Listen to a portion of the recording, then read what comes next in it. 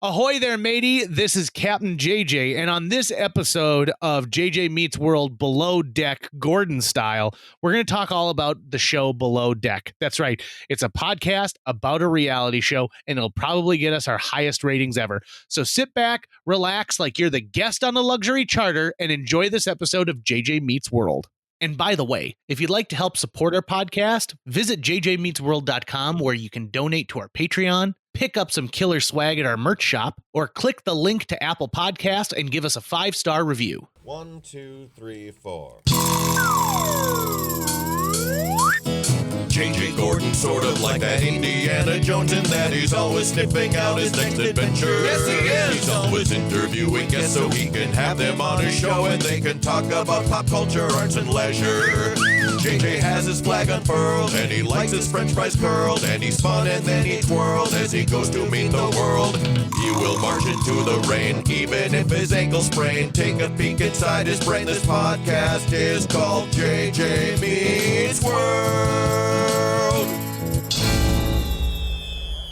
Tucker, Lucas, I know we've talked about this on previous episodes, but I really want to take a deep dive today into what I consider to be my new favorite reality television series. Ooh. And by favorite, I mean I've invested hundreds of hours at this point. So let's talk about the Below Deck series. Originally on Bravo, I believe now NBC has a chunk of it because it's on Peacock. The premise of the show is simple.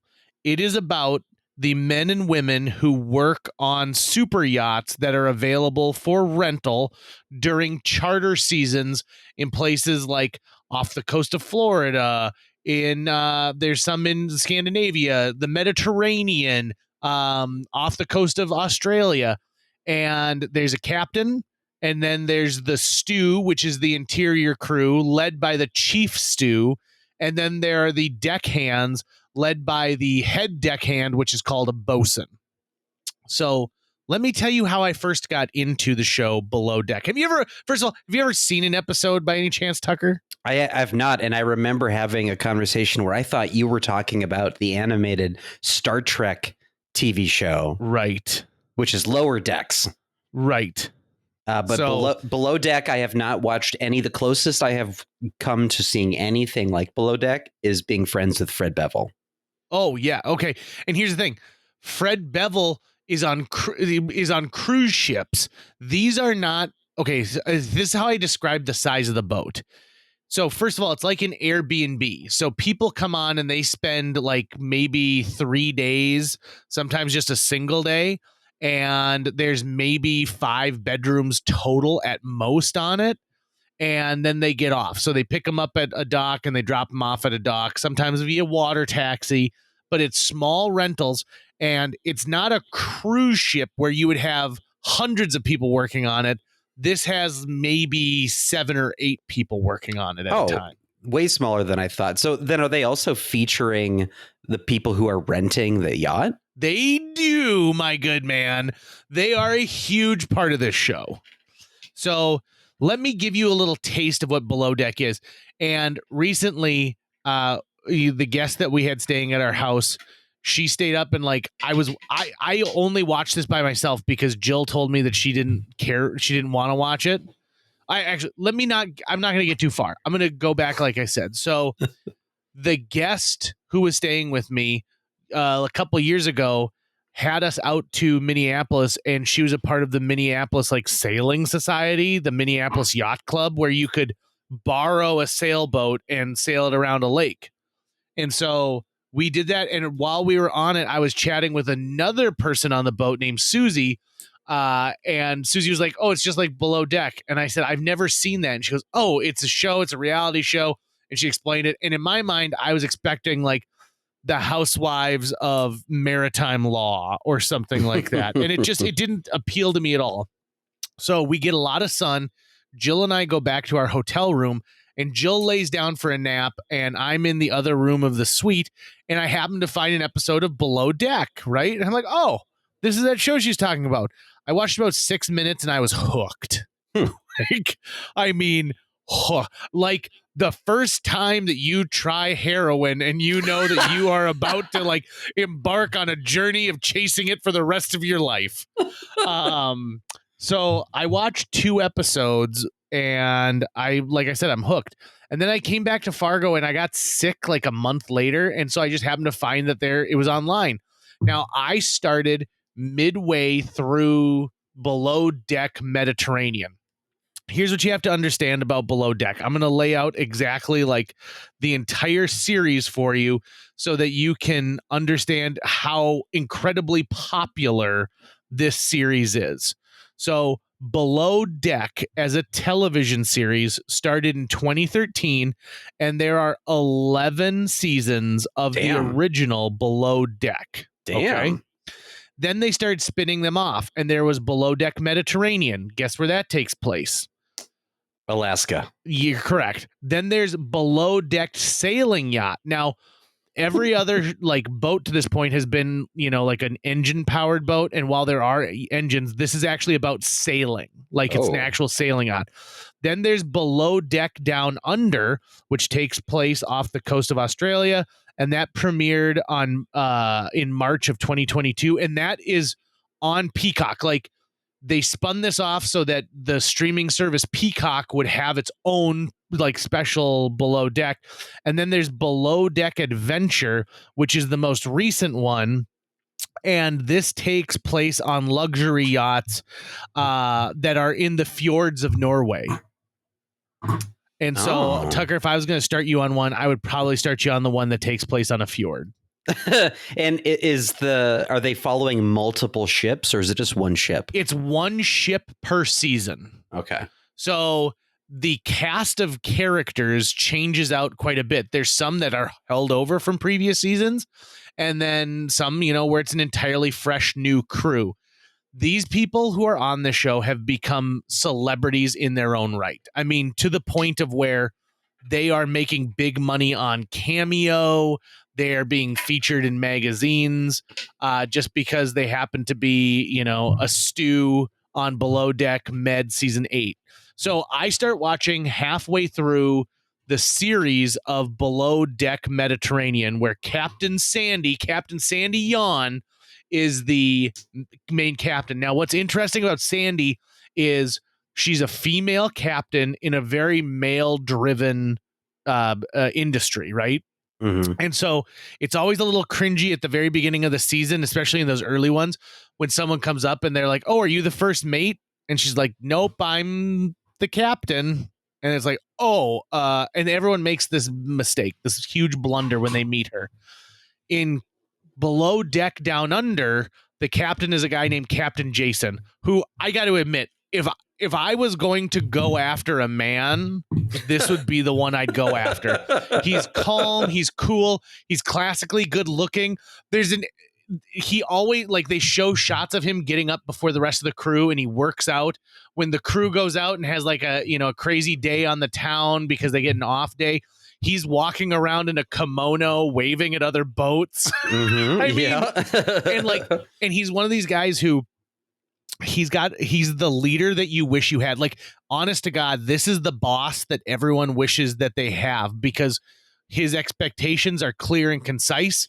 He is not going to bite your head off when you make an honest mistake, but he holds you accountable when you make a mistake that could have been avoided easily. Mm-hmm. Okay. And that's one of the things I think I appreciate from him. So, for example, he's also one of those guys who clearly is not too big to do something like take out the garbage, right? He's the captain of the boat, but if he sees 4 bags of garbage and you're hauling 2, he'll come and haul the other 2 bags of garbage with you. There's one of the deckhands is a kid named Benny, who he decides is just a young kid who needs some like guidance. And so he'll do stuff like it'll be raining and he'll go like, Benny to the aft. And he'll just watch this kid stand in the rain, and the kid will be like, "What do you want me to do?" And he goes, "Just stand there 10 more minutes." and he's waving at him from in front of this thing. And it's his way of telling Benny, like, "Hey, listen, this job is supposed to have some fun to it, and don't take everything too seriously." Because at one point, Benny realizes like he's just standing there for no reason. And he's, "Oh, Captain, come on." So Below Deck Down Under, Jason is easily my favorite captain, but I've got mad respect for Captain Sandy. And like, for example, if I pull up Cameo real quick, you're familiar with Cameo, right? Yeah. I think I should be on Cameo. Do you think there's enough fans of KFGO that I could like do $20 cameos and it could be I could make some money? I think you should slow down a bit and go for fivers at first. Fivers? Just fivers. Ugh, is it even worth it then? I mean, if you find out that, wow, there's a lot of demand, then you can start to raise your prices. But okay, Captain Sandy on Below Deck, $350 for a cameo. Damn. Tree nice. Fitty, right? Nice. And how, what comes with that? Oh, with a cameo? So you give them a message, and I think you're allowed X number of characters. And so like the average video length for a video from Sandy is 2 minutes and 3 seconds. Damn, nice. Sandy's cameos are always filled with positivity, inspiration, and that signature Below Deck flair. So, yeah, and things that she'll do in a video, say happy birthday, happy Father's Day, send a pep talk, graduation, roast someone. You can ask a question, get advice, which is a picture of a fart cloud, and then promote business. So she can promote your business for you if you really want. Would you have all those options on the table as well?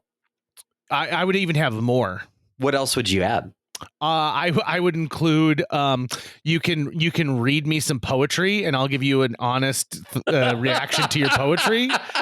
I will also just drink a 2-liter bottle of Diet Coca-Cola in front of the camera, and then I will burp your name afterwards. This isn't OnlyFans, JJ. This is Cameo. This is a classy platform. You don't think that drinking all that and then burping your name is worth $20? Not on Cameo, but on OnlyFans, it's worth $25. I bet. Listen, I have a Fansly page. Okay, I'm not pretending I'm a girl from the Ukraine. So what makes Below Deck such an interesting show to watch? I will tell you, these are such close quarters. Right. So you're on this boat and there's a lot of sexual tension because these are people who have really high demand jobs, who are sleeping in bunk beds next to each other, who are sharing every meal, who are working 16 to 18 hour days at a time. Woo. And the people who are coming on the boat are the ultra rich. So they're spending, let's say, $50,000 or more to rent this boat for 2 days to be able to go around and, splash around in the Mediterranean and essentially be seen on this yacht. Right. So a few times I've watched episodes where the people who are on it are using it to create content. So yeah, that makes sense.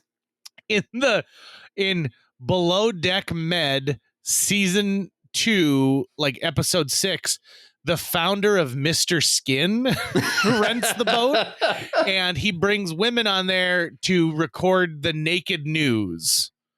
And so, like, everyone who's on the boat is like, this is so uncomfortable. People are walking around here buck naked, and they're like, here, in the middle of this shot, serve me champagne. And I'm like, I don't think you want to be featured on Mr. Skin, but your hand, I guess, is now. And the people who rent these yachts, you get everything from really cool, laid back people who maybe got rich because they were in Western North Dakota and their land had a bunch of oil on it. And now they don't know what to do with $70 million other than take vacations. And then you also get people who are obnoxiously rich and think that it makes them a better class of person. Mm-hmm. So, for example, I just watched an episode of Below Deck Mediterranean season 3 where it's a bunch of women who get on the boat together, and they're women of a certain age, and they're like, we're on a husband hunt, and nothing is good enough for them. They want nuts. Right when they got on the boat, they're like, we need nuts, and it takes 10 minutes to get them these nuts. Wait, and they're on a husband hunt, but they're out on the ocean? Yeah, because this is what they do. So a tender is the small boat that is connected to the big boat, okay? Okay. And so the tender is how they get back and forth from shore if they need to, or they take it to a beach. In this, they got on a tender, and then they wanted to do like what they called a hospitality check, where they like showed off bottles of champagne to boats, being like, "Hey, you want to come on our boat? Maybe we could come on your boat. We brought champagne." Damn. Here's the thing: if you have a like $30 million yacht, the last thing you want is a bunch of like rednecks getting on your boat because they brought a $40 bottle of champagne. But then these women go about, like, they said, we want Italian food. When I say Italian food, what's the first thing that comes to your mind? Penne. Okay. What's the second thing? Calzone. What's the third thing? Lady and the Tramp, them sharing a piece of spaghetti. Do you know what is common among all of those Italian dishes? Starch. They're starchy foods, right? Uh-huh. I think of pastas. Italian food, unless you are eating like Italian country fare where it's just like some cheeses and tomatoes like put together, it's mostly pasta based. It's mostly bread based. And so the guy makes this elegant, oh God, Tucker, the pasta looked so good. It was a pasta with like a heavy sauce on it. It looked amazing. And these women were like, I feed dogs out of bowls. This is a luxury vacation. I ain't eating out of no bowl. Ugh. So you find out a little bit about the people as well. So you watch it for the crew, you watch it for the captain, you watch it for the guests. One of my favorite guests has been Roy Orbison Jr.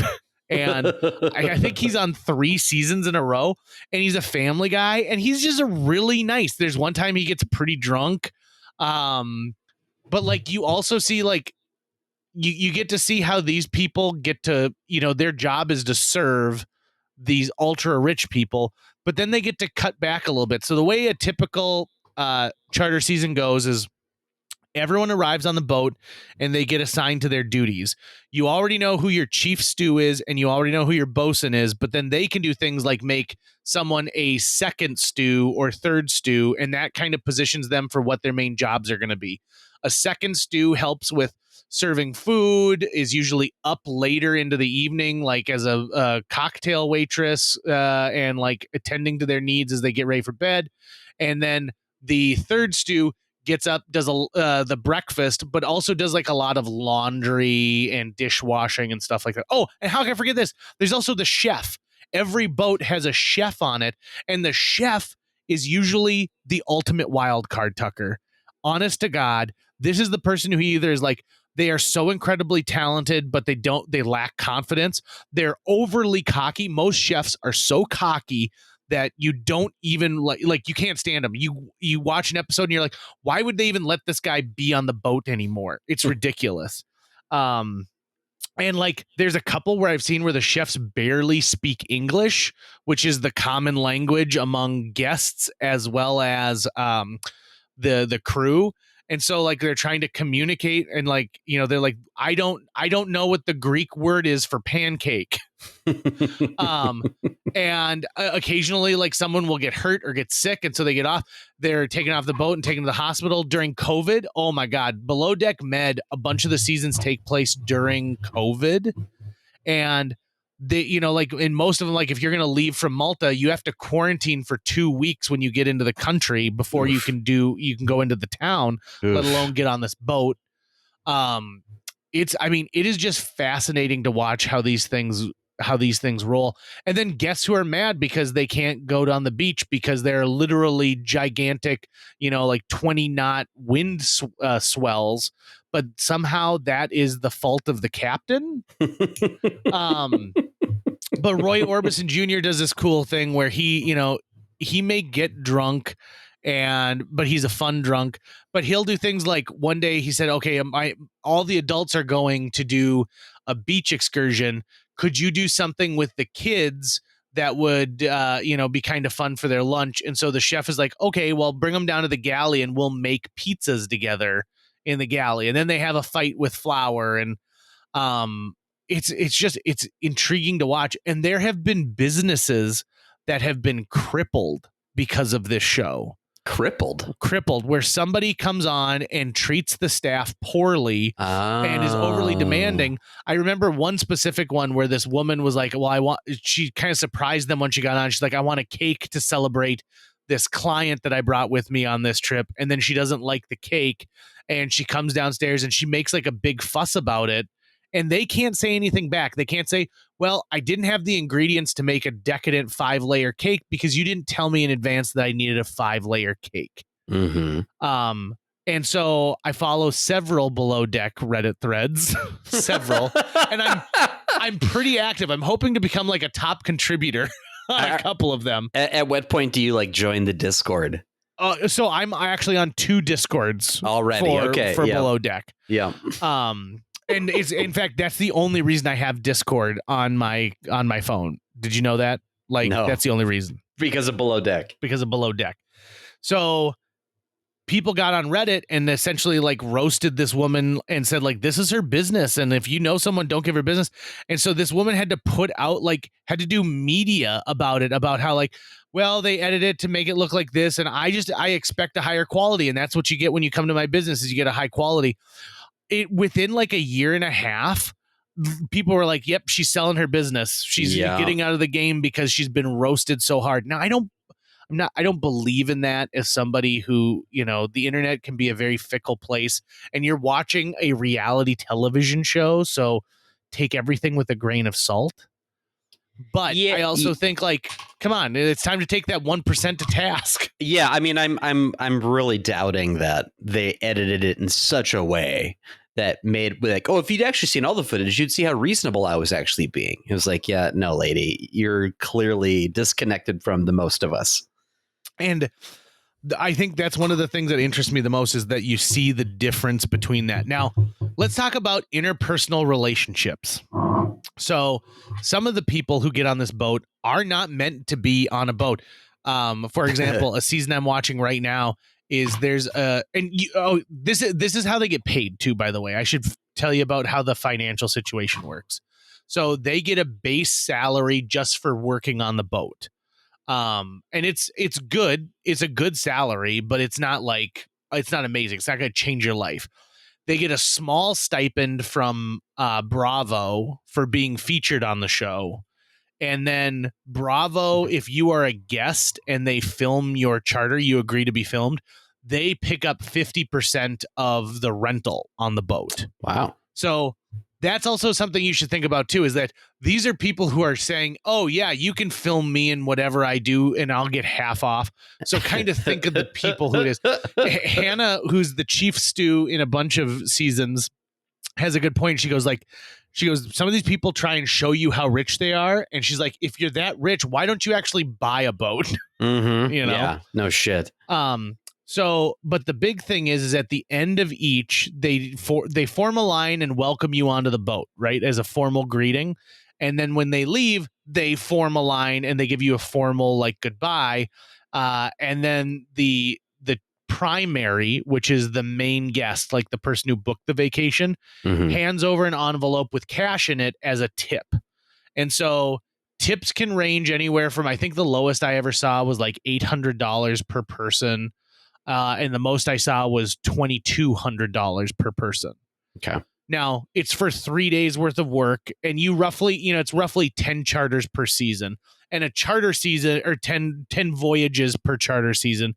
And it's about 6 weeks. So all said and done, like you're talking about like probably taking home somewhere between like $17,000 and $25,000 for 6 weeks worth of work. Damn. Yeah. Right. Totally. And so that's part of the problem, is that you don't want something to affect the tip, right? You don't want to piss someone off by, them saying, oh, I want a jet ski. And then you don't put the jet skis in the water until halfway through the day.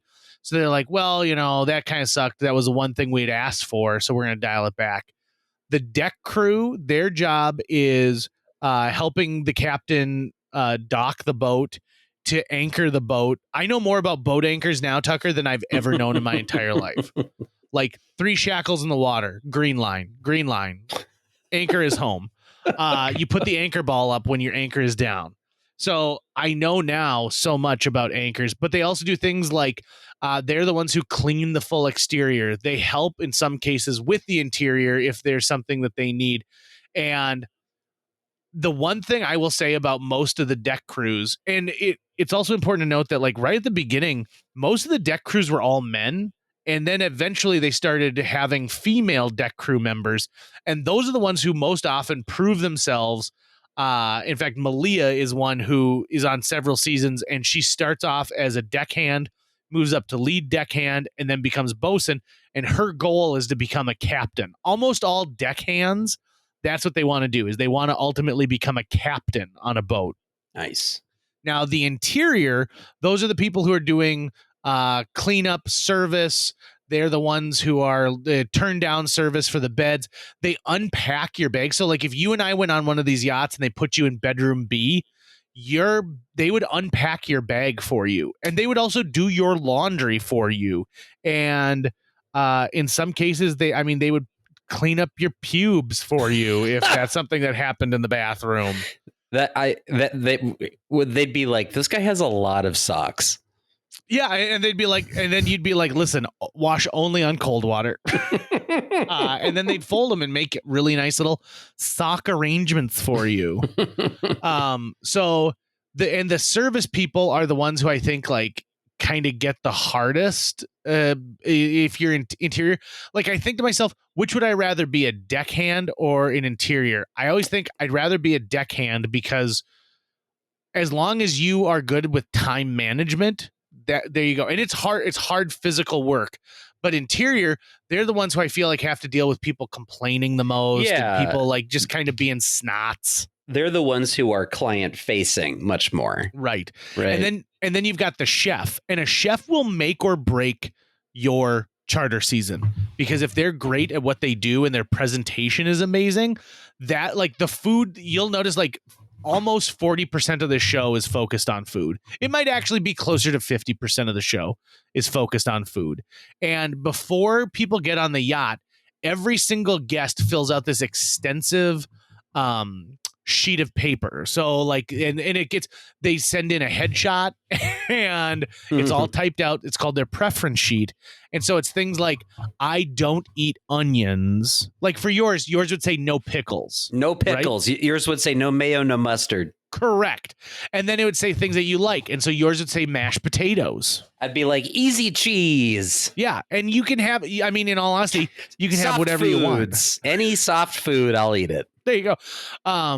You could also tell them like what type of fish you want, cocktails that you like. We're looking forward to spending the day on this. So a big thing on these luxury yachts is they have a 2-story tall inflatable slide that goes off the side, and so each day they have to open up the slide, inflate it. By the time the guests are ready to go like swimming for the day, and then at the end of the night, you have to deflate it, bring it back on board, and then stow it again. So nothing on these yachts is super easy, but it is time consuming. It's part of the fun of being on a super yacht, right? Does anyone rent the yacht just for themselves, so that it's just them, no guests, and then it's the crew? But it's like, yep, I just want to be on a boat for 2 days and have servants. Good question. I haven't seen any single riders yet. I would be interested in that. I think the least amount of guests I've ever seen is 5 guests. I think I saw 2 couples, and one of them brought like an adult son with them. And that's the biggest I've seen. Now, swingers rent the boat so that they can have a swingingly good time.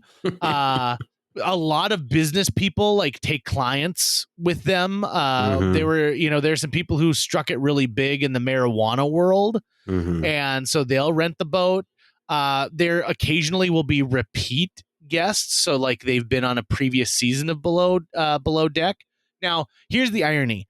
I am way into Below Deck Med, Below Deck Adventures, and Below Deck Down Under. But I've never seen an episode of the original Below Deck with Captain Lee. And everyone's like, Captain Lee is the best captain. I don't know if I agree with that, because Captain Jason is so good. Like, he's so good. Like, I'm actually a little worried that Jill might leave me for Captain Jason. You might leave Jill for Captain Jason, the way you talk about him so much. I would. He's got like, and at the end, oh God, I'm going to admit something right here, right now. At the end of the first season of Below Deck Down Under, it's during COVID, and they're taking off from Australia, and he has a daughter who's like 3 years old in the Philippines. Captain Jason does? Captain Jason does, because Nice. what Captain Jason wants to do is he owns some land in the Philippines and he wants to open up like a small hotel and then live at the top of this mountain that he owns out there. And so he met this woman. They're not married. It didn't work out between them, but his daughter lives in the Philippines. And so a couple times during the season, he kind of opened up to somebody, and he never offers it as information, but people ask pointed questions. And he's like, it's been a year since I've been able to see my daughter face to face because of COVID, the Philippines being in a lockdown state right now. So you can't just come and go from the Philippines. And at the very end of season 1, after the credit starts to roll, it says 2 weeks later, and the film crew followed him, and he was able to see his daughter because they had opened up the Philippines to people who are not who didn't have like a Filipino passport. Mm-hmm. And I started to cry. Aww. And I'm like, God damn it, Captain Jason, you deserve this. You deserve this, Jason. So if Captain Jason's so great, how come this lady doesn't want him in her life? We don't know. That's part of the mystery of it.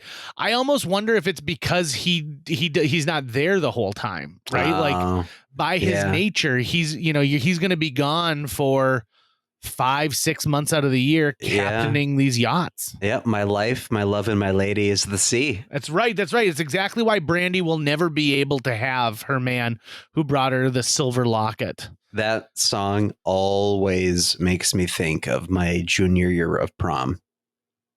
They played Brandy at your junior year prom? At the after party thing that they had, the guy who was the karaoke guy, he set up his karaoke thing, and then he started the night off, and he sang Brandy. And he did a great job of it. And that's always stuck. And I think that was probably the first time I really paid attention to that song, was at my after party for my junior prom. Because you were so captivated by this karaoke man's. Yeah, he was great. I love that story. I love that. It was the only thing that got me to stop looking at my hot girlfriend at the time. Like, because I was just like, oh, yeah. And then Brandy started to play. And I was like, oh, what's this? I won't lie. I have a woman in my life named Brandy, who is the cousin of the girl who had like a lake place down from ours. And I remember thinking of her fondly every time I heard that song, and thinking of the month she came to spend with the Pfeiffers, and how magical it was for the two of us walking at night. And yeah, you ever thought about what a good wife she would be? I do all the time, the time. Mm-hmm. But, like you said, my life, my love, and my lady is the sea. But for me, it was N64. So Below Deck is a great series. You can watch all of it on Peacock. It's all streaming there. So if you're like, oh, I'm sick, or I'm going to be trapped in a hotel room because I made the mistake and booked my flight too late, take the time and watch some Below Deck. It is okay. Oh, so this is my big coup. This is what I want to talk about.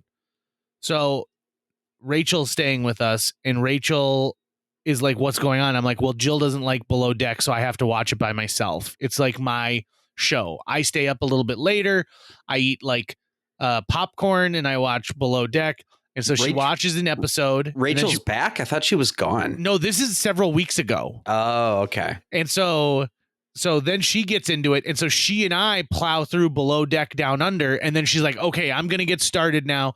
And she's watching Below Deck Mediterranean. Meanwhile, Jill finally watches like 2 episodes, and she is hooked. There you go. Both she and Rachel have told me about how they will look at the clock while they're working, and they're like, God, it's like another hour of work before I can go home and watch Below Deck. Rachel and I are already making plans to go to BravoCon so that we can meet our heroes from the Below Deck Empire. So much of my life has been consumed by this. And, I will also tell you this. It started long before I got a boat, but now I can role play and, maybe instead of sexy Lincolns for my 4th of July boat parade decorations, I could do a Below Deck Yeah. Well, you And then already I'd know be how, Captain Jason. I'd finally be inside Captain Jason. yeah, and you already know how the anchor works. I do. I actually have been like researching. Can I buy a replica, smaller version of a yacht anchor now? And then I'll have to be like shackles in the water. 3 shackles. Are we dragging anchor? You better not get them twisted. That's why you got to watch out on Anchor Watch. I know so much about anchors. It is insane. Here's the thing. I've told many people about this on a regular basis about how I am too fickle and I second guess myself too much to ever be able to get a tattoo. But I am really, really, really thinking about getting a below deck tattoo Where? on my butt. That's going to wrap it up for today's show. If you enjoyed this episode and would like to help us continue to produce new episodes each week, visit jjmeetsworld.com, where you can donate to our Patreon, pick up some swag at the merch shop, or follow our link to Apple Podcasts and leave us a 5-star review. You can also follow us on social media. We're on Facebook, Instagram, Twitter, YouTube, all the sites the cool kids are using these days. JJ Meets World is produced every week by Tucker Lucas. You can find out more about Tucker's work by visiting moonbasemaria.com. If you want to get in touch with your host with the most, check out linebenders.com, where you can find direct contact info for JJ or booking information. The irony of my tattoo is it's a tattoo of a butt with a tattoo on it. So it's a butt on a butt with a tattoo.